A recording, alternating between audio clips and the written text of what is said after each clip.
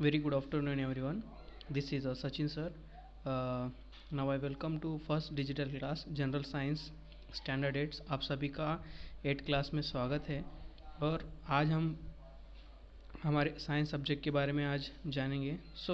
This is our text book. आप सभी लोगों को दिख रहा होगा। इनकेस अब आप किसी भी आपके फ्रेंड्स के पास या कहीं पे भी अवेलेबल है तो सबके पास टेक्स्ट बुक होना बहुत ज़रूरी है। अपने ये जो साइंस के टोटल जो चैप्टर्स हैं 19, तो फर्स्ट टर्म में हमारे इसमें 9 चैप्टर्स रहेंगे और बाकी के हमारे सेकेंड टर्म में रहते हैं। Now today we are start our first lesson हम जो है हेल्थ एंड डिसीज से स्टार्ट करेंगे। हर साल हम यही चैप्टर से स्टार्ट करते हैं।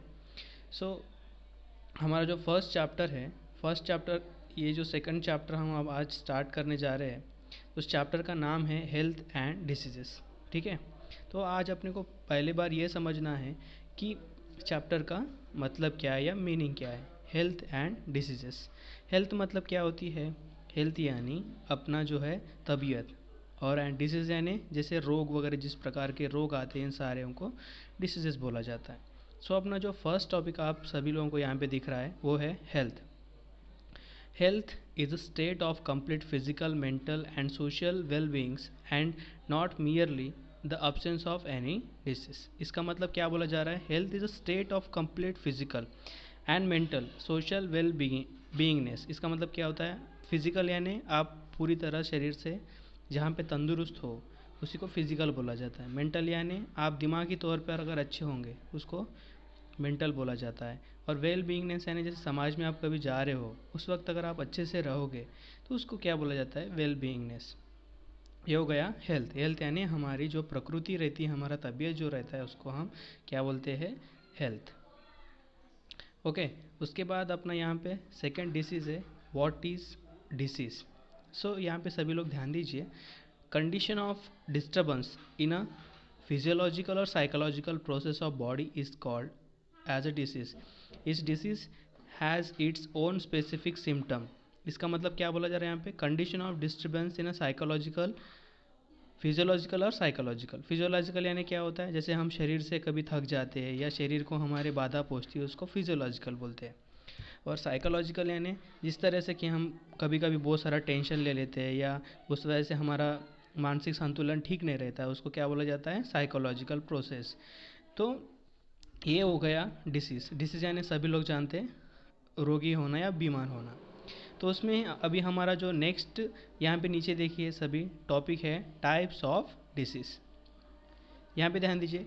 You must have heard the names of various disease. इसका मतलब आप अभी तक जो है बहुत सारे प्रकार के रोगों के बारे में आप लोग जानते हो, like diabetes, common cold, asthma, down syndrome, heart disease etcetera. इसका मतलब सर्दी, ज़ुकाम, अस्थमा, ऐसे बहुत सारे इसके बारे में आप सब लोग जानते हैं।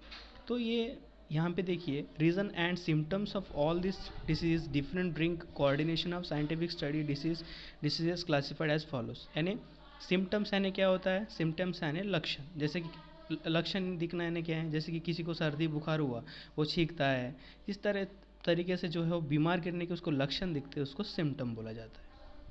आप सभी अभी यहाँ पे ध्यान दीजिए। यहाँ पे एक डायग्राम है छोटा सा, टाइप्स ऑफ डिसीज़।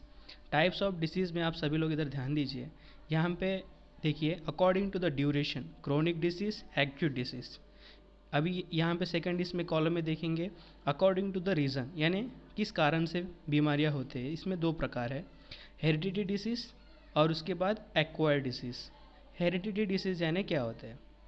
इसका डेफिनेशन है the transmission of character from one generation to another generation is called as the heredity disease. जैसे कि वंश पारंपरिक रोग इसको बोला जाता है। जैसे कि हमारे दादाजी को था वो रोग, हमारे पापा को होगा, पापा को है तो अपने को आएगा, अपने के बाद अपने जो परिवार रहेगा उसको आएगा। तो यानी पीढ़ी से पीढ़ी जो बीमारी चलती है उसको हेरिडिटी डिसीज़ करके बोला जाता है। और सेकेंड बात जो है एक्वायर्ड डिसीज़। एक्वायर्ड यानी इसमें दो प्रकार की डिसीज़ है, एक इन्फेक्शियस डिसीज़ है, दूसरा वाला कौन सा है? Non infectious disease. Infectious disease यानी क्या होता है? जैसे कि अगर किसी को कुछ रोग है, जैसे कि अभी जो सबसे बड़ी महामारी जो चल रही है कोरोना। कोरोना कौन सा है? इन्फेक्शियस डिसीज़ यानी एक एक व्यक्ति से दूसरे व्यक्ति को जो बीमारी लगती है उसको क्या बोलते हैं, इन्फेक्शियस डिसीज़। जिसमें एग्जांपल देखिए, कॉमन कोल्ड, फ्लू, डेंगू। अभी हम ऐड करेंगे यहाँ पे कोरोना भी हम इन्फेक्शियस डिसीज़ में ऐड कर सकते हैं।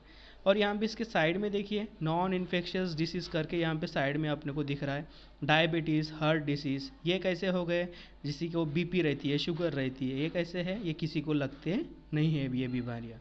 यहाँ पे देखिए, यहाँ पे फिगर जो है diagram 2.2, infection through the sputum. इसका मतलब क्या होता है, एक इंसान यहाँ पे खड़ा है, अगर किसी व्यक्ति को कोई जैसे टीबी जैसे बीमारी होंगी, वो अगर कहाँ पे खड़ा रह के थूकता है या स्पीट करता है, उसके माध्यम से वो पूरे जो है वो जो जितने भी बैक्टीरिया या जो जंतु है वो बाहर निकलेंगे। अगर कोई स्वस्थ इंसान उसके पास चला जाएगा तो वो उसको भी ये बीमारी होने की पूरी संभावना है।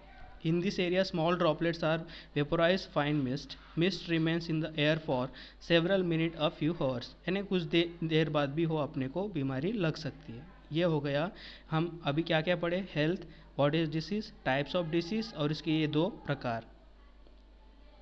आप सब लोग इतना अच्छे से समझ लीजिए और आप सभी लोगों को ये टॉपिक्स नोट करना है, हेल्थ और उसके बाद टाइप्स ऑफ डिसीज़ का ये डायग्राम बनाओ और इंसान का भी डायग्राम बनाना है सबको।